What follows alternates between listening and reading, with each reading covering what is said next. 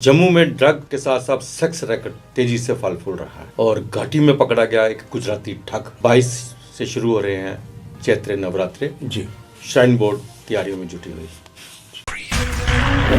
रंगीन खबरों की परत दर परत खोलता है तबसरा। तबसरा बयां करता है खबर के पीछे की कहानी। तीर पंचाल से सब कुछ दिखता है।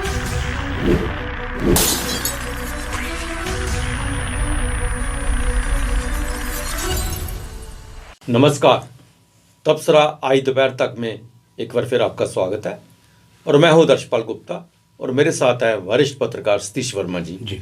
सतीश जी, तो सबसे पहले हम बात करते हैं जम्मू में बहुत ज़्यादा परेशानी थी ड्रग्स को लेके, लेकिन ड्रग्स के साथ साथ अब यहाँ पे जो सेक्स स्कैंडल है वो भी बहुत ज़्यादा, सेक्स का जो रैकेट है बहुत चल रहा है।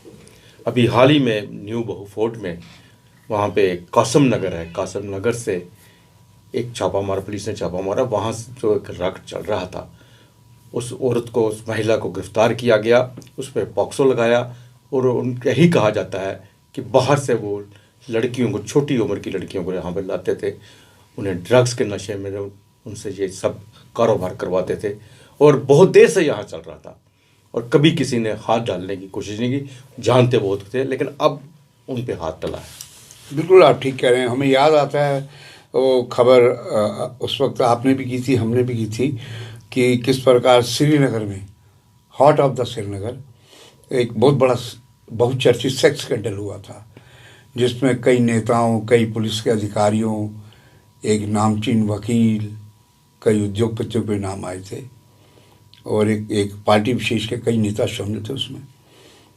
उस केस का क्या हुआ ऊपर वाला जाने। लेकिन जम्मू में ये जो रैकेट की बात कर रहे हैं, देखिए ड्रग्स का तो कई दिनों से लगातार खुद उपराज्यपाल हो, डीजीपी हो, एडीजी मुकेश सिंह हो, कोई भी हो, सब ने चिंता जाहिर की कि जम्मू में जिस प्रकार का ड्रग्स का ये जाल लगातार बढ़ रहा है उस पर कैसे रोकथाम की जाए। कम बेश वो स्थिति कश्मीर की है। लेकिन सेक्स रैकेट को लेकर हम अक्सर ये सुनते रहे हैं पिछले कई वर्षों में कि छोटे छोटे ग्रुपों में शहर का जीवल इलाका या दूसरे तीसरे इलाके हैं, वहाँ पर इस प्रकार के रात के अंधेरे में इस तरह के कारोबार होते हैं। लेकिन ये जिस इलाके की बात कर रहे हैं, ये सूत्र जो बता रहे हैं, हम सूत्रों के हिसाब से बता रहे हैं। सूत्रों का कहना ये है कि जिस महिला को पकड़ा गया है उसका ठीक ठाक रसूख है, इसलिए उस पर कभी हाथ पड़ा नहीं है। अब तब हाथ पड़ा है जब सिर से पानी ऊपर निकल गया। वहाँ लोगों ने शिकायतें करी। वो जो महिला है जिसके बारे में जिक्र कर रहे हैं सूत्र, वो बड़ी एक रसूखदार बताई जाती है। धंधा तो उसका वेश्यावृत्ति का है, ड्रग्स का है। लेकिन ये मेरा दिल्ली का और बॉम्बे का एक्सपीरियंस रहा है, क्योंकि मैं क्राइम रिपोर्टिंग करता हूँ बॉम्बे और दिल्ली में। मैंने देखा कि जो सेक्स रैकेट चलाते हैं वो कितने हाई प्रोफाइल टाइप के सेक्स ऑपरेटर होते हैं और दिल्ली के रेड लाइट एरिया से लेकर जो पॉश कॉलोनी से, अपर मिडिल क्लास फैमिली से, उसमें शमूलियत होती है। तो मैं समझता हूँ कि ये उसी ओर इंगित करता दिखता है जो पहला जिक्र हमने किया कि जीवल या दूसरे तीसरे इलाके हैं या विक्रम चौक हैं। यहाँ तक बहू प्लाजा रात को उनके बारे में बहुत बड़े सूत्रों ने बताया कि वहाँ पे भी ऐसे लड़कियाँ खड़ी होती हैं और आती हैं और गाड़ियों में बैठ के चली जाती हैं। ठीक कह रहे हैं, ठीक कह रहे हैं। लेकिन एक ऑर्गेनाइज वे से, ये ऑर्गेनाइज वे से रैकेट चल रहा है। और मैं समझता हूँ कि जिस स्तर पे जाकर ये शिकायत हुई और जो कार्रवाई हुई, पॉक्सो लगाया गया, पॉक्सो में अब उसको आई जमानत नहीं मिली। हालांकि कहा यह जाता है कि एक एसएचओ, बहुत पहले जो उस इलाके के एसएचओ थे इस थाना क्षेत्र के, उन्होंने उस पर छापा मारा था, उसको बंद भी किया था। लेकिन कानून कमज़ोर होने की वजह से वो जमानत पर बाहर आ गई थी महिला। कहा यह जा रहा है, सूत्र ये बता रहे हैं कि जो हमारा जो रिमोट इलाके हैं, जम्मू के बाहर के इलाके, अब वहाँ से लड़कियाँ आती हैं, उनको ड्रग्स सप्लाई की जाती है और फिर यहाँ जो इनके कस्टमर हैं इस महिला के, उसमें कहा यह जा रहा है कि हर वर्ग का कस्टमर है और उसके उन पर नंबर, उसने कॉन्टैक्ट नंबर होकर फ़ोन करती हैं कि भाई आ जाइए, ये है वो, जो उनकी कोड भाषा होती है। तो मैं समझता हूँ कि ये एक बड़ी चिंता का सबब है। हमारा शहर दुनिया भर में मंदिरों के शहर के तौर पर जाना जाता है। ये ठीक है, पिछले दिनों और अब भी आंदोलन चल रहे हैं, आंदोलनों का भी शहर एक ठप्पा और लग गया है। लेकिन ये जो उड़ता जम्मू जो बनता जा रहा है ड्रग्स को लेकर, और ये सेक्स रैकेट, मैं समझता हूँ इस पर अभी भी अगर पूरी तरह एक ठोस कदम नहीं उठाए गए तो ये बड़ी चिंता का सबब बन जाएगा। आप समझते हैं कि जिस प्रकार ये शिकारी टाइप ही लोग हैं, ये किस तरह ल्योर करते हैं कम उम्र के बच्चों को और उनको धकेलते हैं, पहले नशा लगाएंगे, फिर उसके बाद सेक्स रैकेट में धकेलेंगे। तो ये एक बहुत बड़ी चिंता है। मैं समझता हूँ कि डिविजनल कमिश्नर हो, एडीजी हो, लेफ्टिनेंट गवर्नर हो या चीफ सेक्रेटरी हो, इन सबको इस ओर तवज्जो देनी चाहिए ताकि ये जो फ़ंड उठा रहे हैं जो ऑर्गेनाइज सेक्स रैकेट के लोग, इनको रोका जा सके, इनके फंड को काटा जा सके। नहीं सी जमानतें तो होती रहती हैं, आज नहीं होगी, 2 साल बाद 6 महीने बाद हो जाएगी, वो फिर उसी धंधे में लौट के आएंगी।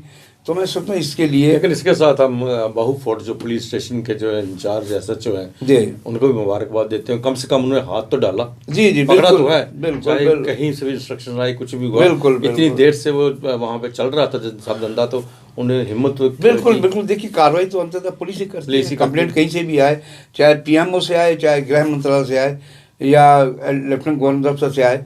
लेकिन कहने का मतलब हैरानगी ये भी है कि जो और बरसों बरस से कारोबार चले, ऐसा नहीं हो सकता कि पुलिस को ना ही पता हो। अगर ये बात है तो इसका मतलब यहाँ तो फिर कोई आतंकवादी कहीं भी छुप के कुछ कर सकता है। तो इसमें जहाँ पुलिस को एक क्रेडिट देने की बात करेंगे, वहीं हम ये भी समझते हैं कि चलो देर आए दुरुस्त आए, चाहे शिकायत कहीं से घूम कर आई, एक कार्रवाई हुई, लेकिन ये कार्रवाई पर्याप्त नहीं है।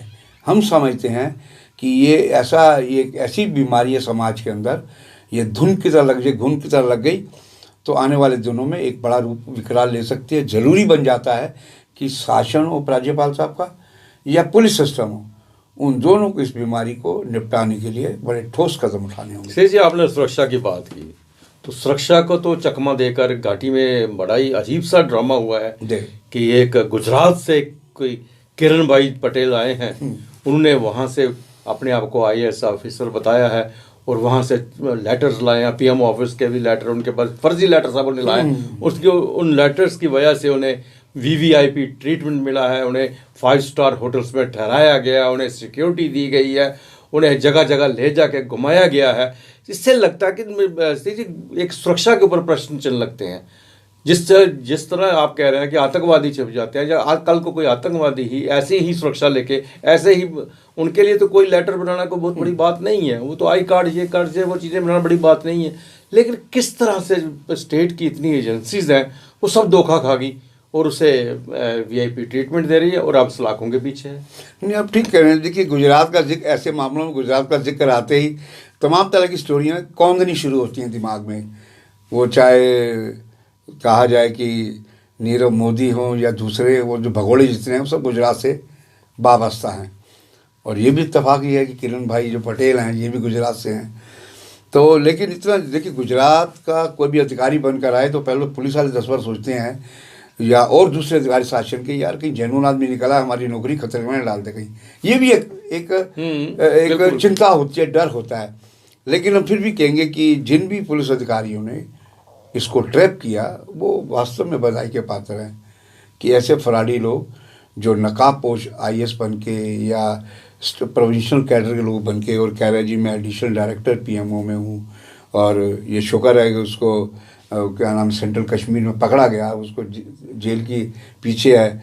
लेकिन ये भी जरूर है कि ऐसे जो फराडी टाइप लोग होते हैं, इनका तंत्र इतना लंबा चौड़ा होता है कि ये जेल में ज़्यादा दिन टिक नहीं पाते। क्योंकि जो केस लगाने वाले एजेंसीज होती हैं वो भी सोचते हैं कि ये ना हो कि ये कहीं दाएं बाएं से कोई ऐसी चीज़ आ जाए कि हमारे लिए उनकी अपनी कमजोरियां भी सामने आ रही हैं। अगर उनके ऊपर पूरी उन्होंने छानबीन नहीं की और सिर्फ एक पत्र के ऊपर ही उन्हें सारी फैसिलिटी, बिल्कुल, तो इससे पहले भी तो की यात्रा के लिए आए थे, उन्होंने भी पूरी सुरक्षा और VVIP ट्रीटमेंट लिया था। उसके बाद पता चला सब फ्रॉड है, सब फ्रॉड है। तो ये बातें थोड़ी सी, आप जिस तरह से आप कह रहे हैं आतंकवादी यहाँ पे आके कुछ भी कर सकते हैं, तो अगर इन पे अगर फेक IPS बन के आ जाए, फेक IAS बन के आ जाए, कौन पूछ रहा है। लेकिन ये है कि जो अगर कोई आता है तो उनको, अब बात असली ये है कि अजहर जी की जब बंदा खुद को आईएएस पोस्ट करता है ना, जो रिसेप्शन में बैठा, मान लीजिए गेस्ट हाउस के रेस्टोरेंट में बैठा है, वो 10 बार सोचेगा यार ये आईएएस अफसर है, मैं इससे सवाल करूं या ना करूं, यानी कि मुझे बैकफायर हो जाए कहीं। ये भी एक चिंता होती है। लेकिन हम फिर भी कहेंगे कि कोई ऐसा मैकेनिज्म होना चाहिए एडमिनिस्ट्रेशन की ओर से, भाई जो इस तरह की बात करते हैं उनको कहा जाए कंपल्सरी तौर पे आप अपनी पहचान पत्र, जैसे आम आदमी कहा जाता है कि अपना पहचान कार्ड दिखाइए, पहचान पत्र दीजिए, उससे बहुत सी समस्या को निपटान हो सकता है।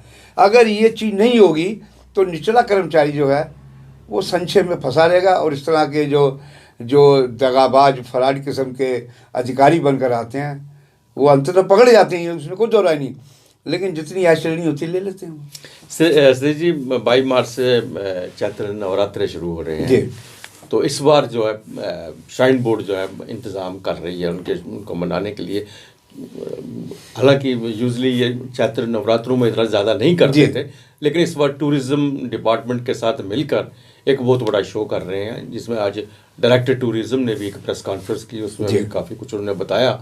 और कटरा में भी वो भजन कीर्तन वगैरह और डेकोरेशन वहाँ से शुरू होगी। बहु फोर्ट के इलाके में भी सारा इसको सजाया जाएगा और बड़ी श्रद्धा के साथ धूमधाम से मनाने की तैयारियां कर रहे हैं। नहीं, ठीक कह रहे हैं। देखिए 22 तारीख से चैत्र नवरात्रे हैं और कहा जा रहा है कि 29 तारीख को अष्टमी और 30 को रामनवमी है। इसे लेकर बीते कल जो सीईओ हैं श्राइन बोर्ड के अंशुल गर्ग, उन्होंने सुरक्षा के मद्देनज़र सीआरपीएफ स्टेट पुलिस के साथ एक कोऑर्डिनेट मीटिंग की है।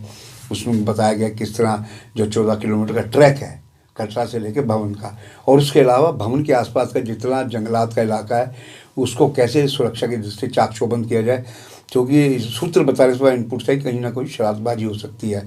और हमने देखा है कि पिछले साल जब जनवरी के पहले दिन ओवर क्राउडेड की वजह से गेट नंबर 3 के बाहर परिसर में जब भगदड़ मची और कई श्रद्धालु उसमें मौत के शिकार हुए और जख्मी हुए, उस प्रकार की पुनरावृत्ति ना हो सकेगी, मैं समझो अच्छी बात है। और सबसे बड़ी बात है कि जिस प्रकार ये उपराज्यपाल, हम खास तौर से कहेंगे, जब से ये उपराज्यपाल हैं ये यात्रियों को फेलिसिटेट करने के लिए एक नए से नई चीज़ें बना रहे हैं। और कल एक नया जो दुर्गा भवन जो भवन के पास बनाया जा रहा है 5 मंजिला, उसको भी वो लोकार्पण करेंगे उसका। उसमें कल श्राइन बोर्ड के सदस्य डॉक्टर नीलम सरीन, ये तमाम लोग वहाँ जा रहे हैं। हम समझते हैं कि कुछ तो चीज़ें हैं। देखिए एक नेतृत्व जो होता है वो बहुत कुछ चीज़ें रिफ्लेक्ट करता है कि आपकी सोच क्या है। तो हम समझते हैं कि जब से ये उपराज्यपाल मनोज सिन्हा आए, इन्होंने आने के बाद, और फिर जो सीईओ होते हैं उनका भी कंट्रीब्यूशन होता है। अंशुल गर्ग, हमने देखा कि अंशुल गर्ग लगातार उनकी एक्टिविटीज़ बताती है कि श्रद्धालुओं के लिए वो कितने चिंतित हैं। सीईओ पहले भी आए, लेकिन कई तो अपना मटर गश्ती जो है जो भी उनको करना करेंगे अपने हिसाब से चलाते हैं, लेकिन जो सिस्टम है श्रद्धालुओं को एक सुविधा मुहैया कराने का, बिल्कुल वो बहुत अच्छी बात है। और 31 दिसंबर को भी भवन और जब बिल्कुल बड़े अच्छे इंतजाम किए गए थे और किसी किस्म की कोई 703 सीसीटीवी कैमरे लगाए जा रहे हैं आपके कटरा से लेकर भवन और भवन के आसपास, ताकि एक एक मोमेंट की वॉच हो सके। और RFID जो कार्ड है इनका, वो भी इसीलिए लगाया जा रहा है कि मान लीजिए कोई यात्री अगर दिखाई नहीं दे रहा तो उनके कंट्रोल रूम पर वो दिखाए कौन सा नाका उसने पॉइंट क्रॉस किया है। तो ये तमाम चीज़ें हैं, हम समझते हैं कि ये बेहतरी के लिए हैं। और अंशुल गर्ग ने ये भी कहा है कि करीब 25,000 तीर्थयात्री पिछले कुछ दिनों से बढ़े हैं। उम्मीद कर रहे हैं कि जब नवरात्र चैत्र नवरात्र शुरू होंगे उसके बाद वो संख्या और ज़्यादा बढ़ सकती है। तो उसी को ध्यान में रखते हुए सुरक्षा है, फैसिलिटीज़ हैं, इन तमाम चीज़ों को लेकर लगातार कवायद जारी है। और हम तो कहते हैं चलो बुलावा आया, माता ने बुलाया, जिनको माँ बुलाती है वो दर्शन करते हैं। ये था तबसरा दोपहर तक का। बाकी खबरों के लिए आप देखते रहें PP न्यूज़ लाइन। नमस्कार। नमस्कार।